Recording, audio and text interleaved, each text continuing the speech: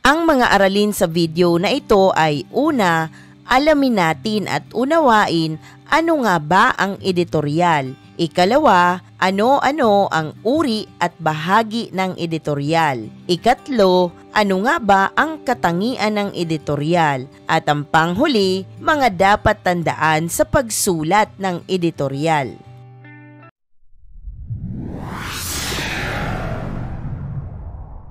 Sa unang bahagi ng ating aralin, alamin natin ano nga ba ang editorial. Ang editorial o pangulong tudling ay akdang nagpapahayag ng kuro-kuro o opinyon ukol sa napapanahong usaping panlipunan. Maaari itong nagpapabatid, nagpapakahulugan, tumutuligsa o humihikayat sa mga mambabasa upang umayon sa prinsipyong ipinaglalaban ng may akda. Ang editorial ay pumupukaw sa damdamin at konsensya ng mga mambabasa upang umaksyon tungkol sa isang usapin na sangkot ang lipunan. May nakalaang pahina sa pahayagan para sa ganitong sulatin o tinatawag nating editorial page. Dito mababasa ang tunggalian ng mga paniniwala at paninindigan ng bawat individual hinggil sa isyong mainit na pinag-uusapan ng publiko. Ang paksa sa editorial ay maaaring politika, edukasyon, ekonomiya, mga katiwalian ng mga nanunungkulan sa pamahalaan at iba pang usapin na lubhang sangkot ang interes ng publiko. Marahil iyong naunawaan kung ano nga ba ang editorial. Dumako tayo sa uri naman ng editorial sa pagpapatuloy ng ating aralin. Unang uri, editorial na nagpapabatid o nagpapaliwanag. Ito ay nagbibigay ng malinaw na impormasyon sa publiko upang magkaroon sila ng sapat na kaalaman tungkol sa isang usapin, pangyayari o issue. Ikalawa, editorial na nagpapakahulugan. Ang editorial na ito naman ay nagbibigay kahulugan sa mga pangyayari o kalagayan ayon sa paninindigan o pananaw ng pahayagan. Kakikitaan din ang editorial na ito ng panukala o suhestyon na makakabuti sa iba't ibang sektor ng lipunan. Ikatlong uri, editorial na namumuna o bumabatikos. Sa editorial na ito, sinusuri ang positibong aspeto ng isang paksa, pangyayari o personalidad. Higit lalo ang negatibong epekto at kahihinatnan. Ang malalim na pagpuna sa mga kaganapan ang nagbubukas sa kamalayan ng lipunan upang sila mismo ay magbantay at maging mapanuri sa lahat ng bagay, lalo na kung ito ay lubhang makaaapekto sa bayan at sa mamamayan. Ikaapat, editorial na nanlilibang. Ang editorial na ito ay nagbibigay aliw sa isipan ng mga mambabasa ngunit nagbabahagi pa rin ng makabuluhang punto. Bagamat ito ay may nakakatawang pamamaraan, natatalakay pa rin ang partikular na usaping panlipunan, kaganapan o personalidad. Kalimitang sinasamahan ito ng cartoon na magdadagdag aliw sa mga mambabasa. Ikalima, editorial na nagpapahalaga o nagpapahayag ng natatanging araw. Sa editorial na ito, ipinapahayag ang kasiyahan ng mga pagdiriwang sa pagsisimula ng halimbawa ay bagong taon, mga pagbabagong gagawin at planong kaunlaran sa buong taon, maaari ring eleksyon o halalan. Ipapahayag sa editorial ang kalagayan ng halalan at mga inaasahang liderato ng isang lugar, mga inaasahan ng mamamayan na kanilang magagawa sa panahon ng kanilang panunungkulan. Ito ay pagmamatsyag ng mapanuring mata ng lipunan upang ang mga pagkakamali at kalabisan ay hindi na maulit pa. Ang makapaghatid ng makabuluhang punto sa bawat pagdiriwang ay hatid ng uring ito.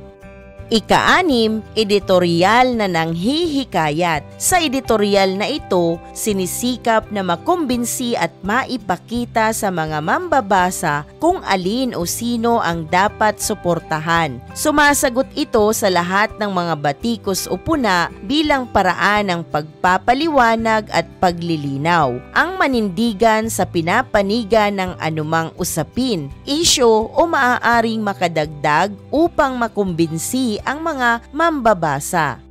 Dumako naman tayo sa bahagi kung saan tutukuyin natin ang katangian ng isang editorial.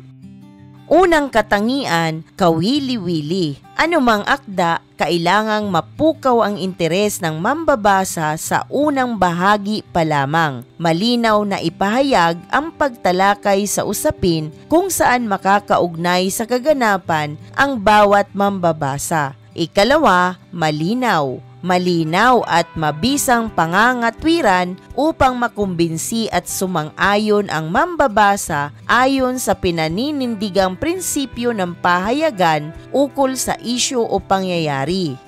Ikatlo, makatotohanan. Ang editorial ay dapat na naglalaman ng makatotohanang impormasyon bilang suporta sa pinapanigan at pinaglalabang panig. Ika-4, maikli lamang. Hanggat maaari, ang editorial ay 4 o 5 talata lamang at kailangang direktang nagtatalakay sa paksa. Dumako naman tayo sa mga bahagi ng editorial. Unawain ang ating tala sa mga susunod na slide. Unang bahagi, panimula. Naglalaman ang panimula ng editorial ng mga batayang balita at reaksyon. Kung wala ito, nangangahulugang hindi editorial ang iyong akda kundi isang sanaysay. Ikalawa, katawan. Dito nakalahad sa bahaging ito ang mga detalye ng mga pangyayari o katotohanan tungkol sa isyu. Narito rin ang opinyon at prinsipyong pinapanigan ng patnugot ng pahayagan. Ang ikatlong bahagi at panghuli, konklusyon. Naglalaman ito ng pinakamahalagang kaisipan o direksyon na maaaring payo, hamon o simpleng buod ng may akda. Pinatitibay sa bahaging ito ang kuro-kuro at mungkahe. Sa ating panghuling bahagi ng aralin, alamin natin ang mga dapat tandaan sa pagsulat ng editorial. Una, tiyaking nauunawaan ng mabuti ang usapin. Ikalawa, lumikha ng kawili-wili at makatawag pansin na simula na binubuo ng batayang balita at reaksyon. Ikatlo, magbahagi ng mga mahahalaga at makatotohanang halimbawa bilang suporta sa pinapanigang panig. Ika-4, banggitin ang pinagkunan ng datos. Ikalima, maging formal sa pananalita at pagbabahagi ng opinyon. Ika-6, magbahagi ng estadistika kung kailangan.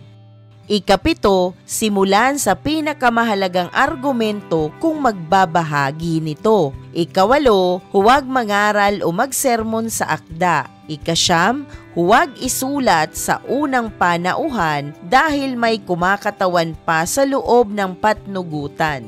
Ika-10, binubuo ng maikling talata lamang. Ika-11, dapat taglay ang tuntuning kaisahan, kalinawan, kaugnayan at kariinan sa pagsulat ng editorial. At ang panghuli, iugnay ang huling talata sa panimula. Dito, maaaring magbigay ng mungkahe, solusyon, hamon o buod.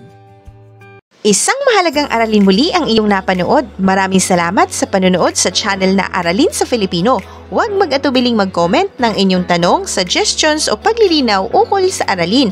Munting kahilingan sa iyong kaibigan, paki-like, share and subscribe para updated ka sa mga susunod pang bagong video ng Aralin mo sa Filipino.